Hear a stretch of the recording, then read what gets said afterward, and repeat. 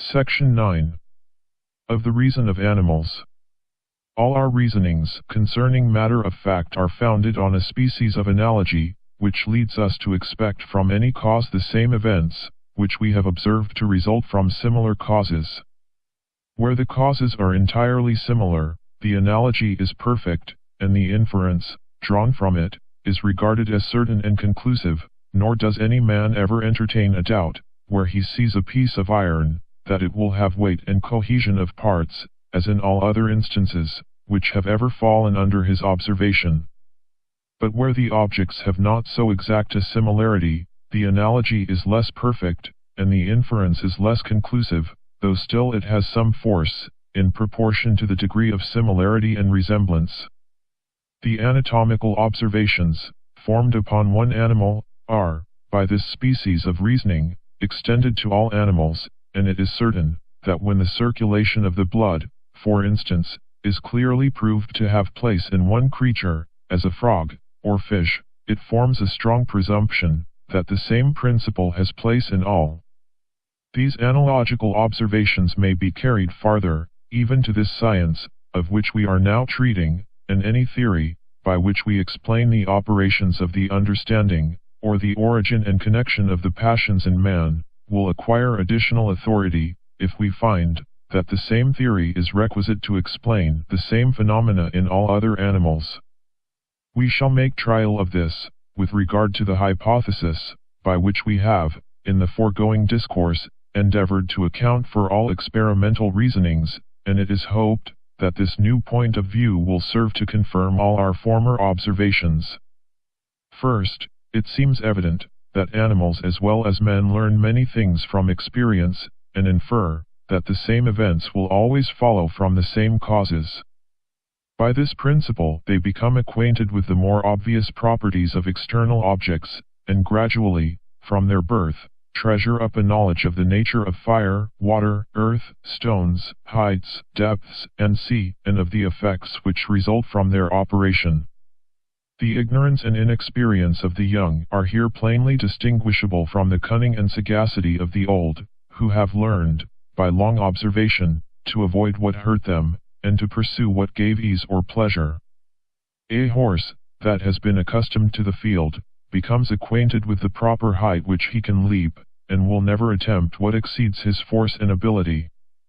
An old greyhound will trust the more fatiguing part of the chase to the younger, and will place himself so as to meet the hare in her doubles, nor are the conjectures, which he forms on this occasion, founded in anything but his observation and experience. This is still more evident from the effects of discipline and education on animals, who, by the proper application of rewards and punishments, may be taught any course of action, and most contrary to their natural instincts and propensities. Is it not experience, which renders a dog apprehensive of pain, when you menace him, or lift up the whip to beat him? Is it not even experience, which makes him answer to his name, and infer, from such an arbitrary sound, that you mean him rather than any of his fellows, and intend to call him, when you pronounce it in a certain manner, and with a certain tone and accent? In all these cases, we may observe, that the animal infers some fact beyond what immediately strikes his senses, and that this inference is altogether founded on past experience, while the creature expects from the present object the same consequences, which it has always found in its observation to result from similar objects. Secondly, it is impossible, that this inference of the animal can be founded on any process of argument or reasoning, by which he concludes, that like events must follow like objects, and that the course of nature will always be regular in its operations. For if there be in reality any arguments of this nature, they surely lie too abstruse for the observation of such imperfect understandings, since it may well employ the utmost care and attention of a philosophic genius to discover and observe them. Animals, therefore, are not guided in these inferences by reasoning, neither are children, neither are the generality of mankind, in their ordinary actions and conclusions, neither are philosophers themselves, who, in all the active parts of life, are, in the main, the same with the vulgar, and are governed by the same maxims. Nature must have provided some other principle, of more ready, and more general use and application, nor can an operation of such immense consequence in life, as that of inferring effects from causes, be trusted to the uncertain process of reasoning and argumentation. Were this doubtful with regard to men, it seems to admit of no question with regard to the brute creation, and the conclusion being once firmly established in the one, we have a strong presumption, from all the rules of analogy, that it ought to be universally admitted, without any exception or reserve. It is custom alone, which engages animals, from every object that strikes their senses, to infer its usual attendant, and carries their imagination, from the appearance of the one, to conceive the other, in that particular manner, which we denominate belief. No other explication can be given of this operation, in all the higher, as well as lower classes of sensitive beings, which fall under our notice and observation. But though animals learn many parts of their knowledge from observation, there are also many parts of it, which they derive from the original hand of nature, which much exceed the share of capacity they possess on ordinary occasions, and in which they improve, little or nothing, by the longest practice and experience. These we denominate instincts, and are so apt to admire as something very extraordinary, and inexplicable by all the disquisitions of human understanding. But our wonder will, perhaps, cease or diminish, when we consider, that the experimental reasoning itself, which we possess in common with beasts, and on which the whole conduct of life depends, is nothing but a species of instinct or mechanical power, that acts in us unknown to ourselves, and in its chief operations, is not directed by any such relations or comparisons of ideas, as are the proper objects of our intellectual faculties. Though the instinct be different, yet still it is an instinct, which teaches a man to avoid the fire, as much as that, which teaches a bird, with such exactness, the art of incubation, and the whole economy and order of its nursery. Since all reasoning concerning facts or causes is derived merely from custom, it may be asked how it happens, that men so much surpass animals in reasoning, and one man so much surpasses another? Has not the same custom the same influence on all? We shall here endeavor briefly to explain the great difference in human understandings, after which the reason of the difference between men and animals will easily be comprehended. 1. When we have lived any time, and have been accustomed to the uniformity of nature, we acquire a general habit, by which we always transfer the known to the unknown, and conceive the latter to resemble the former. By means of this general habitual principle, we regard even one experiment as the foundation of reasoning, and expect a similar event with some degree of certainty, where the experiment has been made accurately, and free from all foreign circumstances.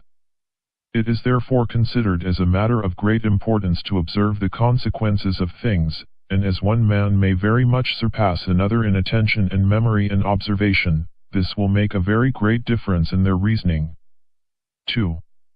Where there is a complication of causes to produce any effect, one mind may be much larger than another, and better able to comprehend the whole system of objects, and to infer justly their consequences. 3. One man is able to carry on a chain of consequences to a greater length than another. 4. Few men can think long without running into a confusion of ideas, and mistaking one for another, and there are various degrees of this infirmity. 5. The circumstance, on which the effect depends, is frequently involved in other circumstances, which are foreign and extrinsic. The separation of it often requires great attention, accuracy, and subtlety. 6. The forming of general maxims from particular observation is a very nice operation, and nothing is more usual, from haste or a narrowness of mind, which sees not on all sides, than to commit mistakes in this particular. 7. When we reason from analogies, the man, who has the greater experience or the greater promptitude of suggesting analogies, will be the better reasoner. 8. Biases from prejudice, education, passion, party, and hang more upon one mind than another. 9. After we have acquired a confidence in human testimony, books, and conversation enlarge much more the sphere of one man's experience and thought than those of another. It would be easy to discover many other circumstances that make a difference in the understandings of men. Section 10. Of Miracles. Part 1. There is, in Dr. Tillotson's writings, an argument against the real presence, which is as concise and elegant and strong as any argument can possibly be supposed against a doctrine, so little worthy of a serious refutation. It is acknowledged on all hands, says that learned prelate, that the authority, either of the Scripture or of tradition, is founded merely in the testimony of the apostles, who were eyewitnesses to those miracles of our Savior, by which he proved his divine mission. Our evidence, then, for the truth of the Christian religion is less than the evidence for the truth of our senses, because, even in the first authors of our religion, it was no greater, and it is evident it must diminish in passing from them to their disciples, nor can anyone rest such confidence in their testimony, as in the immediate object of his senses. But a weaker evidence can never destroy a stronger, and therefore, were the doctrine of the real presence ever so clearly revealed in Scripture, it were directly contrary to the rules of just reasoning to give our assent to it. It contradicts sense, though both the Scripture and tradition, on which it is supposed to be built, carry not such evidence with them as sense, when they are considered merely as external evidences, and are not brought home to every one's breast, by the immediate operation of the Holy Spirit.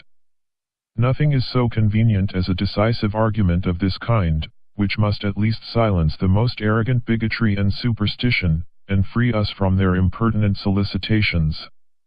I flatter myself, that I have discovered an argument of a like nature, which, if just, will, with the wise and learned, be an everlasting check to all kinds of superstitious delusion, and consequently, will be useful as long as the world endures.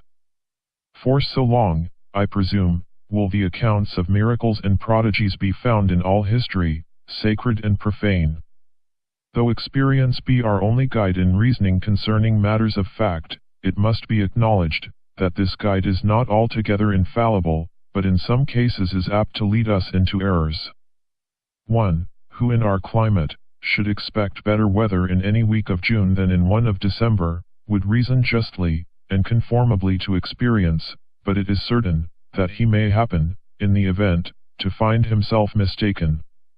However, we may observe, that, in such a case, he would have no cause to complain of experience, because it commonly informs us beforehand of the uncertainty, by that contrariety of events, which we may learn from a diligent observation.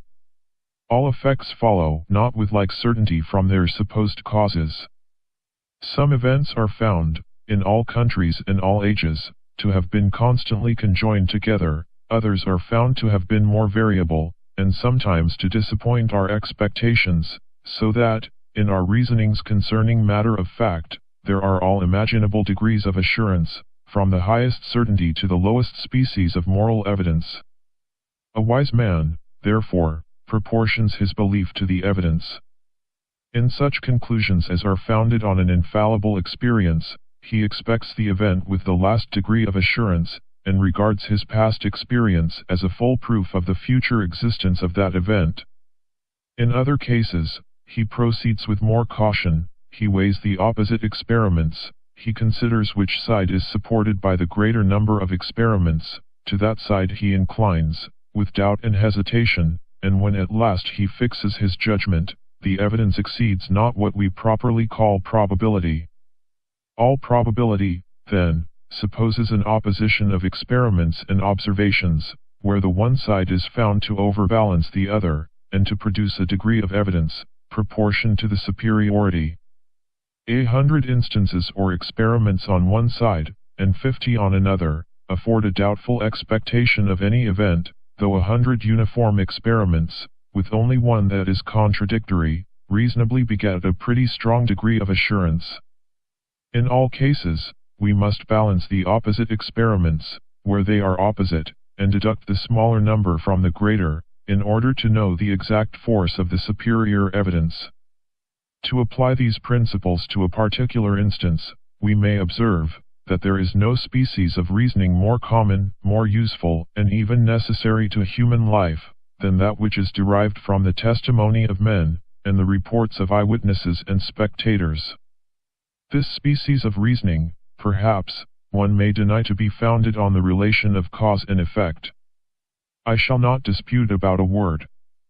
It will be sufficient to observe that our assurance in any argument of this kind is derived from no other principle than our observation of the veracity of human testimony, and of the usual conformity of facts to the reports of witnesses. It being a general maxim, that no objects have any discoverable connection together, and that all the inferences, which we can draw from one to another, are founded merely on our experience of their constant and regular conjunction, it is evident that we ought not to make an exception to this maxim in favor of human testimony, whose connection with any event seems, in itself, as little necessary as any other. Were not the memory tenacious to a certain degree, had not men commonly an inclination to truth and a principle of probity, were they not sensible to shame, when detected in a falsehood, were not these, I say, discovered by experience to be qualities, inherent in human nature, we should never repose the least confidence in human testimony. A man delirious, or noted for falsehood and villainy, has no manner of authority with us. And as the evidence, derived from witnesses and human testimony, is founded on past experience, so it varies with the experience, and is regarded either as a proof or a probability, according as the conjunction between any particular kind of report and any kind of object has been found to be constant or variable. There are a number of circumstances to be taken into consideration in all judgments of this kind, and the ultimate standard, by which we determine all disputes that may arise concerning them, is always derived from experience and observation. Where this experience is not entirely uniform on any side, it is attended with an unavoidable contrariety in our judgments, and with the same opposition and mutual destruction of argument as in every other kind of evidence. We frequently hesitate concerning the reports of others. We balance the opposite circumstances, which cause any doubt or uncertainty, and when we discover a superiority on any side, we incline to it, but still with a diminution of assurance, in proportion to the force of its antagonist. This contrariety of evidence, in the present case, may be derived from several different causes, from the opposition of contrary testimony, from the character or number of the witnesses, from the manner of their delivering their testimony, or from the union of all these circumstances. We entertain a suspicion concerning any matter of fact, when the witnesses contradict each other, when they are but few, or of a doubtful character, when they have an interest in what they affirm, when they deliver their testimony with hesitation, or on the contrary, with too violent asseverations. There are many other particulars of the same kind, which may diminish or destroy the force of any argument, derived from human testimony. Suppose, for instance, that the fact, which the testimony endeavors to establish, partakes of the extraordinary and the marvelous. In that case, the evidence, resulting from the testimony, admits of a diminution, greater or less, in proportion as the fact is more or less unusual. The reason why we place any credit in witnesses and historians, is not derived from any connection, which we perceive a priori, between testimony and reality, but because we are accustomed to find a conformity between them. But when the fact attested is such a one as has seldom fallen under our observation, here is a contest of two opposite experiences, of which the one destroys the other, as far as its force goes, and the superior can only operate on the mind by the force, which remains. The very same principle of experience, which gives us a certain degree of assurance in the testimony of witnesses, gives us also, in this case, another degree of assurance against the fact, which they endeavor to establish, from which contradiction there necessarily arises a counter rpois, and mutual destruction of belief and authority. I should not believe such a story were it told me by Cato, was a proverbial saying in Rome, even during the lifetime of that philosophical patriot. The increasability of a fact, it was allowed, might invalidate so great an authority. The Indian prince, who refused to believe the first relations concerning the effects of frost, reasoned justly, and it naturally required very strong testimony to engage his assent to facts that arose from a state of nature, with which he was unacquainted, and which bore so little analogy to those events, of which he had had constant and uniform experience. Though they were not contrary to his experience, they were not conformable to it. But in order to increase the probability against the testimony of witnesses, let us suppose that the fact, which they affirm, instead of being only marvelous, is really miraculous, and suppose also that the testimony considered apart and in itself amounts to an entire proof. In that case, there is proof against proof, of which the strongest must prevail, but still with a diminution of its force, in proportion to that of its antagonist.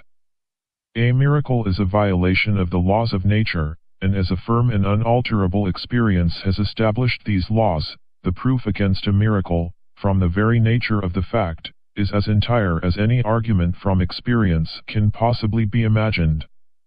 Why is it more than probable that all men must die, that lead cannot, of itself, remain suspended in the air, that fire consumes wood, and is extinguished by water, unless it be that these events are found agreeable to the laws of nature, and there is required a violation of these laws, or in other words, a miracle to prevent them? Nothing is esteemed a miracle, if it ever happen in the common course of nature. It is no miracle that a man, seemingly in good health, should die on a sudden, because such a kind of death, though more unusual than any other, has yet been frequently observed to happen. But it is a miracle that a dead man should come to life, because that has never been observed in any age or country. There must, therefore, be a uniform experience against every miraculous event, otherwise the event would not merit that appellation. And as a uniform experience amounts to a proof, there is here a direct and full proof, from the nature of the fact, against the existence of any miracle, nor can such a proof be destroyed, or the miracle rendered credible, but by an opposite proof, which is superior. The plain consequence is, and it is a general maxim worthy of our attention, that no testimony is sufficient to establish a miracle, unless the testimony be of such a kind, that its falsehood would be more miraculous than the fact which it endeavors to establish, and even in that case there is a mutual destruction of arguments, and the superior only gives us an assurance suitable to that degree of force, which remains, after deducting the inferior. When anyone tells me that he saw a dead man restored to life, I immediately consider with myself, whether it be more probable that this person should either deceive or be deceived, or that the fact, which he relates, should really have happened. I weigh the one miracle against the other, and according to the superiority which I discover, I pronounce my decision, and always reject the greater miracle. If the falsehood of his testimony would be more miraculous than the event which he relates, then, and not till then, can he pretend to command my belief or opinion. Part 2. In the foregoing reasoning we have supposed that the testimony, upon which a miracle is founded, may possibly amount to an entire proof, and that the falsehood of that testimony would be a real prodigy, but it is easy to shew that we have been a great deal too liberal in our concession, and that there never was a miraculous event established on so full an evidence. For first, there is not to be found, in all history, any miracle attested by a sufficient number of men, of such unquestioned good sense, education, and learning, as to secure us against all delusion in themselves, of such undoubted integrity, as to place them beyond all suspicion of any design to deceive others, of such credit and reputation in the eyes of mankind, as to have a great deal to lose in case of their being detected in any falsehood, and at the same time, attesting facts performed in such a public manner and in so celebrated a part of the world, as to render the detection unavoidable, all which circumstances are requisite to give us a full assurance in the testimony of men. Secondly, we may observe in human nature a principle which, if strictly examined, will be found to diminish extremely the assurance, which we might, from human testimony, have in any kind of prodigy.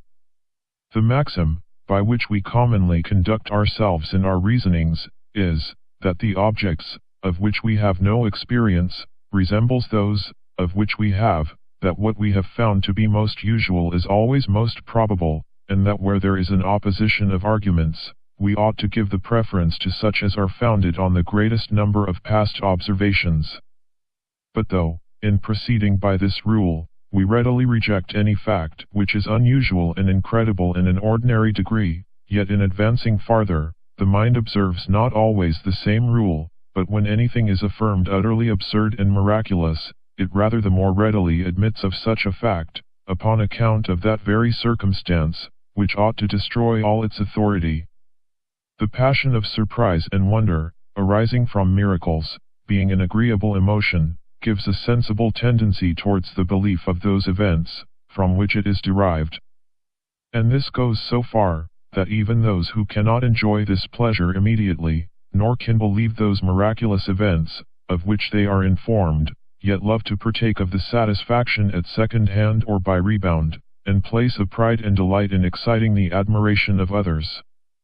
With what greediness are the miraculous accounts of travelers received, their descriptions of sea and land monsters, their relations of wonderful adventures, strange men, and uncouth manners.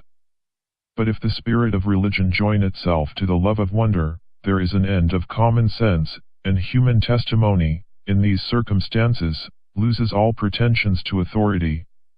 A religionist may be an enthusiast, and imagine he sees what has no reality, he may know his narrative to be false, and yet persevere in it, with the best intentions in the world, for the sake of promoting so holy a cause, or even where this delusion has not place, vanity, excited by so strong a temptation, operates on him more powerfully than on the rest of mankind in any other circumstances, and self-interest with equal force.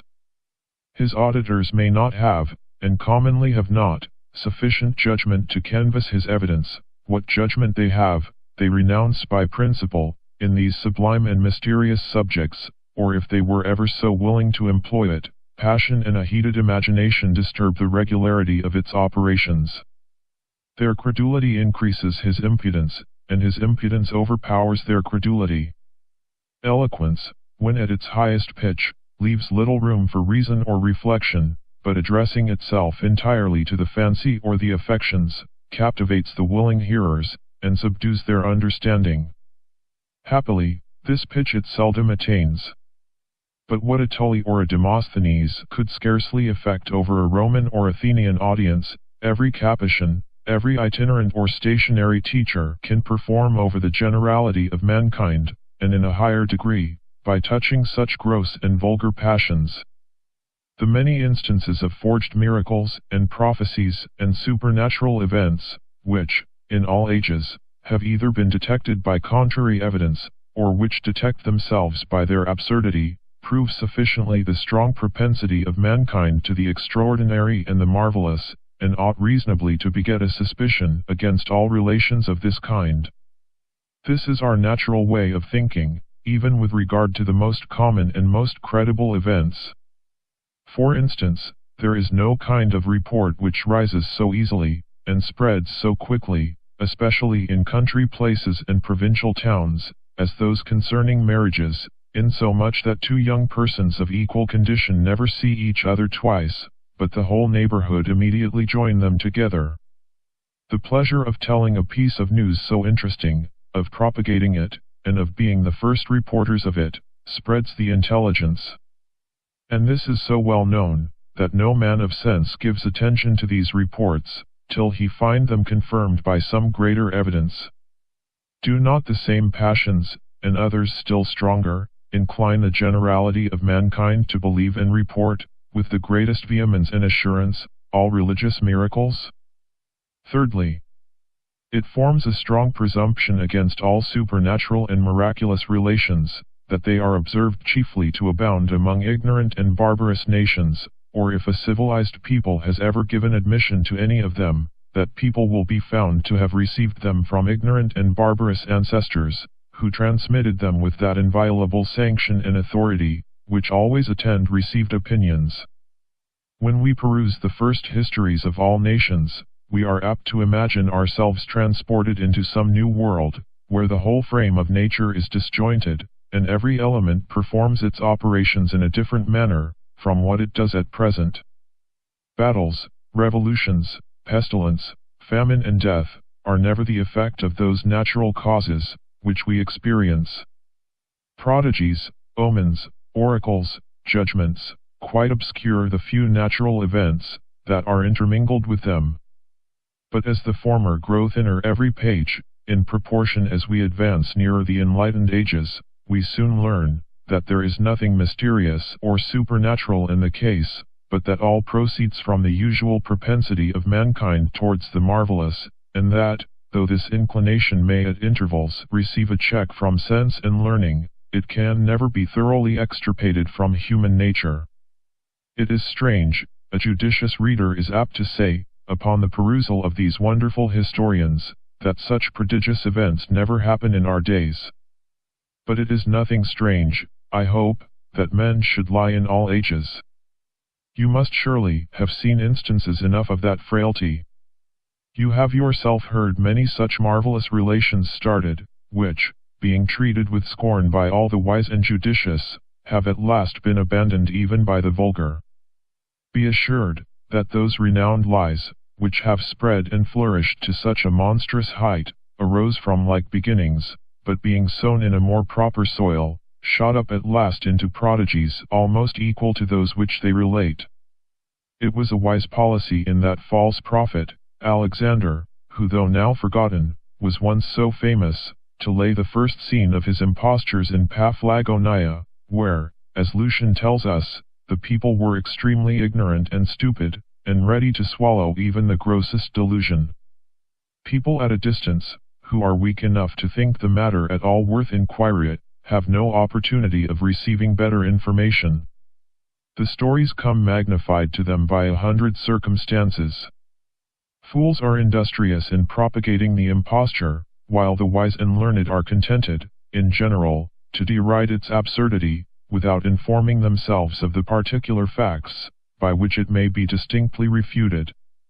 And thus the impostor above mentioned was enabled to proceed, from his ignorant Paphlagonians, to the enlisting of votaries, even among the Grecian philosophers, and men of the most eminent rank and distinction in Rome, nay, could engage the attention of that sage Emperor Marcus Aurelius, so far as to make him trust the success of a military expedition to his delusive prophecies.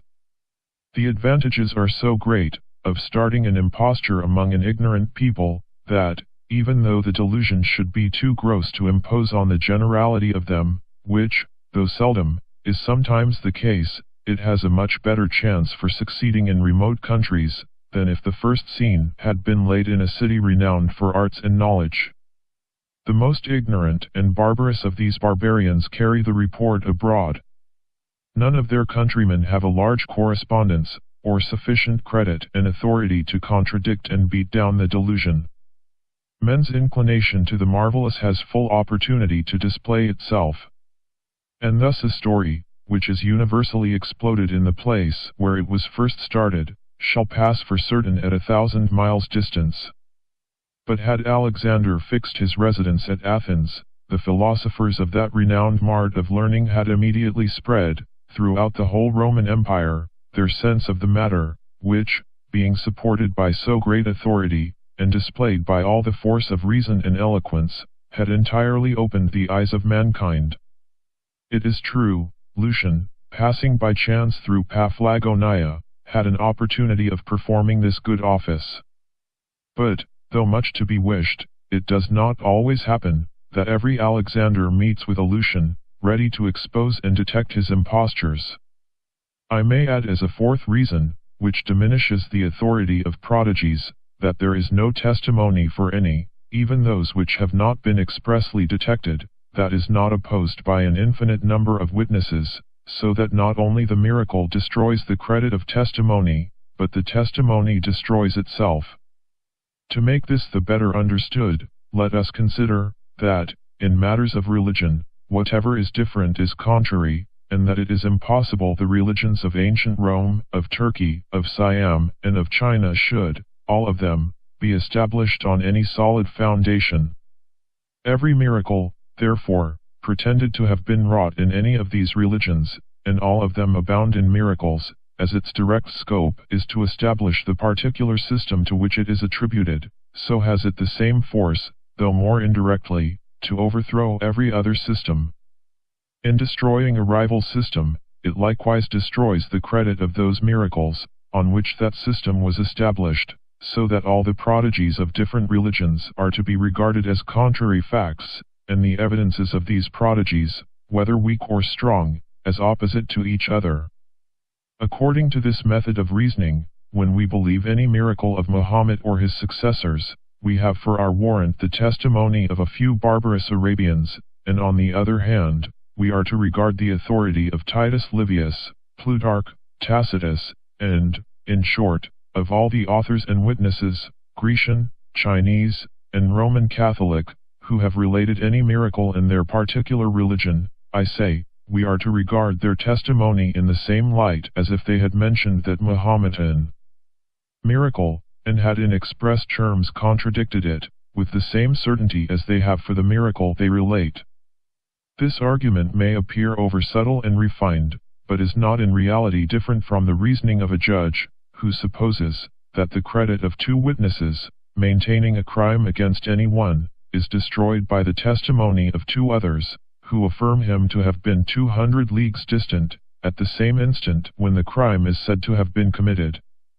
One of the best attested miracles in all profane history, is that which Tacitus reports of Vespasian, who cured a blind man in Alexandria, by means of his spittle, and a lame man by the mere touch of his foot, in obedience to a vision of the god Serapis, who had enjoined them to have recourse to the emperor, for these miraculous cures. The story may be seen in that fine Historian 23, where every circumstance seems to add weight to the testimony, and might be displayed at large with all the force of argument and eloquence, if anyone were now concerned to enforce the evidence of that exploded and idolatrous superstition.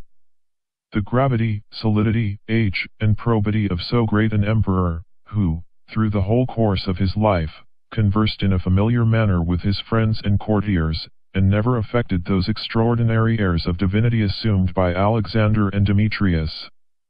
The historian, a contemporary writer, noted for candor and veracity, and withal, the greatest and most penetrating genius, perhaps, of all antiquity, and so free from any tendency to credulity, that he even lies under the contrary imputation of atheism and profaneness, the persons, from whose authority he related the miracle, of established character for judgment and veracity, as we may well presume, eyewitnesses of the fact, and confirming their testimony, after the Flavian family was despoiled of the empire, and could no longer give any reward, as the price of a lie. To which if we add the public nature of the facts, as related, it will appear, that no evidence can well be supposed stronger for so gross and so palpable a falsehood. There is also a memorable story related by Cardinal de Retz, which may well deserve our consideration. When that intriguing politician fled into Spain, to avoid the persecution of his enemies, he passed through Saragossa, the capital of Aragon, where he was shown, in the cathedral, a man, who had served 7 years as a doorkeeper, and was well known to everybody in town, that had ever paid his devotions at that church. He had been seen, for so long a time, wanting a leg, but recovered that limb by the rubbing of holy oil upon the stump, and the cardinal assures us that he saw him with 2 legs. This miracle was vouched by all the canons of the church, and the whole company in town were appealed to for a confirmation of the fact, whom the cardinal found, by their zealous devotion, to be thorough believers of the miracle. Here the relator was also contemporary to the supposed prodigy, of an incredulous and libertine character, as well as of great genius, the miracle of so singular a nature as could scarcely admit of a counterfeit, and the witnesses very numerous, and all of them, in a manner, spectators of the fact, to which they gave their testimony. And what adds mightily to the force of the evidence, and may double our surprise on this occasion, is, that the cardinal himself, who relates the story, seems not to give any credit to it, and consequently cannot be suspected of any concurrence in the holy fraud. He considered justly, that it was not requisite, in order to reject a fact of this nature, to be able accurately to disprove the testimony, and to trace its falsehood, through all the circumstances of knavery and credulity which produced it. He knew, that, as this was commonly altogether impossible at any small distance of time and place, so was it extremely difficult, even where one was immediately present, by reason of the bigotry, ignorance, cunning, and roguery of a great part of mankind. He therefore concluded, like a just reasoner, that such an evidence carried falsehood upon the very face of it, and that a miracle, supported by any human testimony, was more properly a subject of derision than of argument. There surely never was a greater number of miracles ascribed to one person, than those, which were lately said to have been wrought in France upon the tomb of Abbé Paris, the famous Jansenist, with whose sanctity the people were so long deluded. The curing of the sick, giving hearing to the deaf, and sight to the blind, were everywhere talked of as the usual effects of that holy sepulchre. But what is more extraordinary, many of the miracles were immediately proved upon the spot, before judges of unquestioned integrity, attested by witnesses of credit and distinction, in a learned age, and on the most eminent theatre that is now in the world. Nor is this all, a relation of them was published and dispersed everywhere, nor were the Jesuits, though a learned body supported by the civil magistrate, and determined enemies to those opinions, in whose favor the miracles were said to have been wrought, ever able distinctly to refute or detect them. Where shall we find such a number of circumstances, agreeing to the corroboration of one fact? And what have we to oppose to such a cloud of witnesses, but the absolute impossibility or miraculous nature of the events, which they relate? And this surely, in the eyes of all reasonable people, will alone be regarded as a sufficient refutation. Is the consequence just, because some human testimony has the utmost force and authority in some cases, when it relates the battle of Philippi or Pharsalia for instance, that therefore all kinds of testimony must, in all cases, have equal force and authority? Suppose that the Caesarian and Pompeian factions had, each of them, claimed the victory in these battles, and that the historians of each party had uniformly ascribed the advantage to their own side, how could mankind, at this distance, have been able to determine between them? The contrariety is equally strong between the miracles related by Herodotus or Plutarch, and those delivered by Mariana, Bede, or any monkish historian. The wise lend a very academic faith to every report which favors the passion of the reporter, whether it magnifies his country, his family, or himself, or in any other way strikes in with his natural inclinations and propensities. But what greater temptation than to appear a missionary, a prophet, an ambassador from heaven?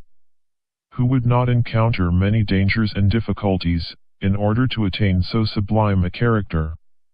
Or if, by the help of vanity and a heated imagination, a man has first made a convert of himself, and entered seriously into the delusion, whoever scruples to make use of pious frauds, in support of so holy and meritorious a cause?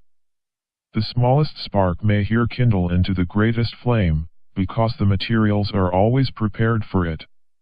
The avidum genus auricularum, the gazing populace, receive greedily, without examination, whatever soothes superstition, and promotes wonder. How many stories of this nature have, in all ages, been detected and exploded in their infancy? How many more have been celebrated for a time, and have afterwards sunk into neglect and oblivion? Where such reports, therefore, fly about, the solution of the phenomenon is obvious, and we judge in conformity to regular experience and observation, when we account for it by the known and natural principles of credulity and delusion.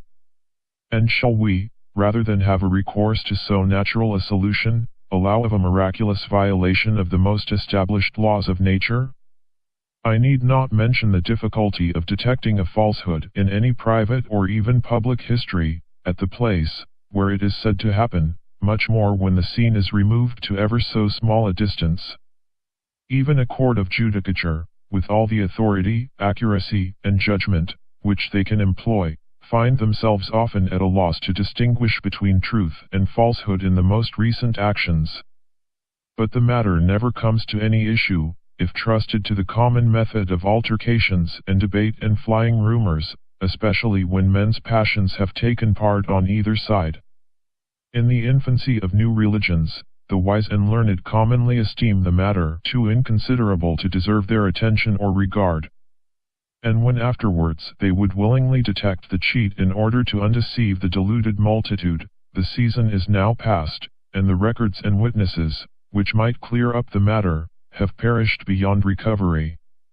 No means of detection remain, but those which must be drawn from the very testimony itself of the reporters, and these, though always sufficient with the judicious and knowing, are commonly too fine to fall under the comprehension of the vulgar. Upon the whole, then, it appears, that no testimony for any kind of miracle has ever amounted to a probability, much less to a proof, and that, even supposing it amounted to a proof, it would be opposed by another proof, derived from the very nature of the fact, which it would endeavor to establish. It is experience only, which gives authority to human testimony, and it is the same experience, which assures us of the laws of nature. When, therefore, these two kinds of experience are contrary, we have nothing to do but subtract the one from the other, and embrace an opinion, either on one side or the other, with that assurance which arises from the remainder. But according to the principle here explained, this subtraction, with regard to all popular religions, amounts to an entire annihilation, and therefore we may establish it as a maxim, that no human testimony can have such force as to prove a miracle, and make it a just foundation for any such system of religion. I beg the limitations here made may be remarked, when I say, that a miracle can never be proved, so as to be the foundation of a system of religion. For I own, that otherwise, there may possibly be miracles, or violations of the usual course of nature, of such a kind as to admit of proof from human testimony, though, perhaps, it will be impossible to find any such in all the records of history. Thus, suppose, all authors, in all languages, agree, that, from the 1st of January, 1600, there was a total darkness over the whole earth for 8 days, suppose that the tradition of this extraordinary event is still strong and lively among the people, that all travelers, who return from foreign countries, bring us accounts of the same tradition, without the least variation or contradiction, it is evident, that our present philosophers, instead of doubting the fact, ought to receive it as certain, and ought to search for the causes whence it might be derived. The decay, corruption, and dissolution of nature, is an event rendered probable by so many analogies, that any phenomenon, which seems to have a tendency towards that catastrophe, comes within the reach of human testimony, if that testimony be very extensive and uniform.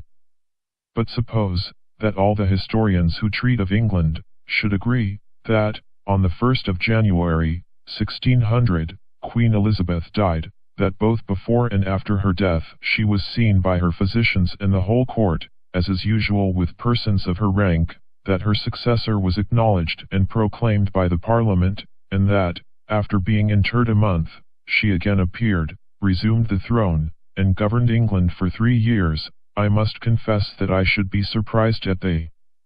concurrence of so many odd circumstances, but should not have the least inclination to believe so miraculous an event. I should not doubt of her pretended death, and of those other public circumstances that followed it, I should only assert it to have been pretended, and that it neither was, nor possibly could be real.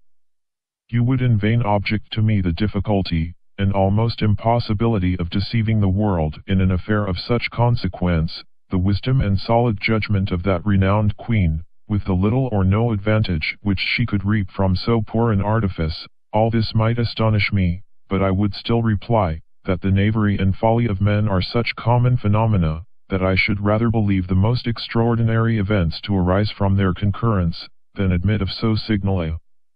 violation of the laws of nature. But should this miracle be ascribed to any new system of religion, men, in all ages, have been so much imposed on by ridiculous stories of that kind, that this very circumstance would be a full proof of a cheat, and sufficient, with all men of sense, not only to make them reject the fact, but even reject it without farther examination. Though the being to whom the miracle is ascribed, be, in this case, Almighty, it does not, upon that account, become a whit more probable, since it is impossible for us to know the attributes or actions of such a being, otherwise than from the experience which we have of his productions, in the usual course of nature. This still reduces us to past observation, and obliges us to compare the instances of the violation of truth in the testimony of men, with those of the violation of the laws of nature by miracles, in order to judge which of them is most likely and probable. As the violations of truth are more common in the testimony concerning religious miracles, than in that concerning any other matter of fact, this must diminish very much the authority of the former testimony, and make us form a general resolution, never to lend any attention to it, with whatever specious pretense it may be covered. Lord Bacon seems to have embraced the same principles of reasoning. We ought, says he, to make a collection or particular history of all monsters and prodigious births or productions, and in a word of everything new, rare, and extraordinary in nature. But this must be done with the most severe scrutiny, lest we depart from truth. Above all, every relation must be considered as suspicious, which depends in any degree upon religion, as the prodigies of Livy, and no less so, everything that is to be found in the writers of natural magic or alchemy, or such authors, who seem, all of them, to have an unconquerable appetite for falsehood and fable.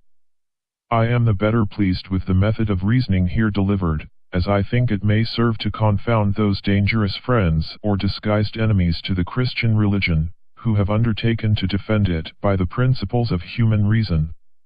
Our most holy religion is founded on faith, not on reason, and it is a sure method of exposing it to put it to such a trial as it is, by no means, fitted to endure.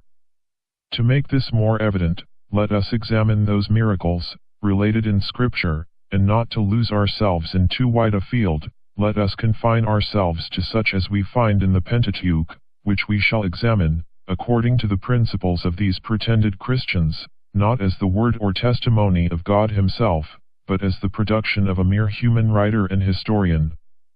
Here then we are first to consider a book, presented to us by a barbarous and ignorant people, written in an age when they were still more barbarous, and in all probability long after the facts which it relates, corroborated by no concurring testimony, and resembling those fabulous accounts, which every nation gives of its origin. Upon reading this book, we find it full of prodigies and miracles.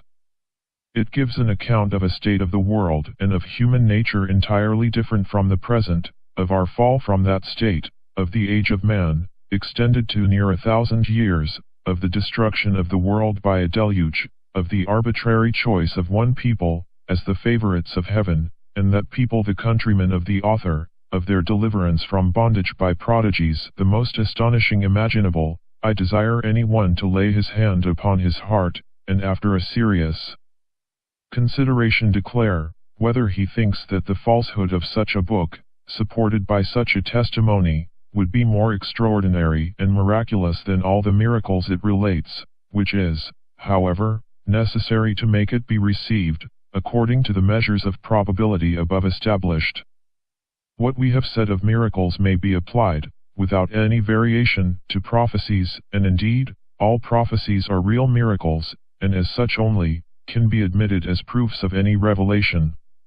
If it did not exceed the capacity of human nature to foretell future events, it would be absurd to employ any prophecy as an argument for a divine mission or authority from heaven. So that, upon the whole, we may conclude, that the Christian religion not only was at first attended with miracles, but even at this day cannot be believed by any reasonable person without one.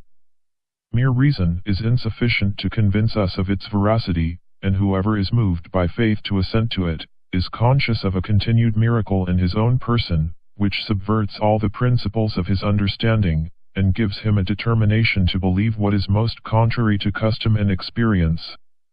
No Indian, it is evident, could have experienced that water did not freeze in cold climates. This is placing nature in a situation quite unknown to him, and it is impossible for him to tell a priori what will result from it. It is making a new experiment, the consequence of which is always uncertain. One may sometimes conjecture from analogy what will follow, but still this is but conjecture. And it must be confessed, that, in the present case of freezing, the event follows contrary to the rules of analogy, and is such as a rational Indian would not look for. The operations of cold upon water are not gradual, according to the degrees of cold, but whenever it comes to the freezing point, the water passes in a moment, from the utmost liquidity to perfect hardness. Such an event, therefore, may be denominated extraordinary, and requires a pretty strong testimony, to render it credible to people in a warm climate, but still it is not miraculous, nor contrary to uniform experience of the course of nature in cases where all the circumstances are the same. The inhabitants of Sumatra have always seen water fluid in their own climate, and the freezing of their rivers ought to be deemed a prodigy, but they never saw water in Muscovy during the winter, and therefore they cannot reasonably be positive what would there be the consequence. Sometimes an event may not, in itself, seem to be contrary to the laws of nature, and yet, if it were real, it might, by reason of some circumstances, be denominated a miracle, because, in fact, it is contrary to these laws. Thus if a person, claiming a divine authority, should command a sick person to be well, a healthful man to fall down dead, the clouds to pour rain, the winds to blow, in short, should order many natural events, which immediately follow upon his command, these might justly be esteemed miracles, because they are really, in this case, contrary to the laws of nature. For if any suspicion remain, that the event and command concurred by accident, there is no miracle and no transgression of the laws of nature. If this suspicion be removed, there is evidently a miracle, and a transgression of these laws, because nothing can be more contrary to nature than that the voice or command of a man should have such an influence. A miracle may be accurately defined, a transgression of a law of nature by a particular volition of the deity, or by the interposition of some invisible agent. A miracle may either be discoverable by men or not. This alters not its nature and essence. The raising of a house or ship into the air is a visible miracle. The raising of a feather, when the wind wants ever so little of a force requisite for that purpose, is as real a miracle, though not so sensible with regard to us.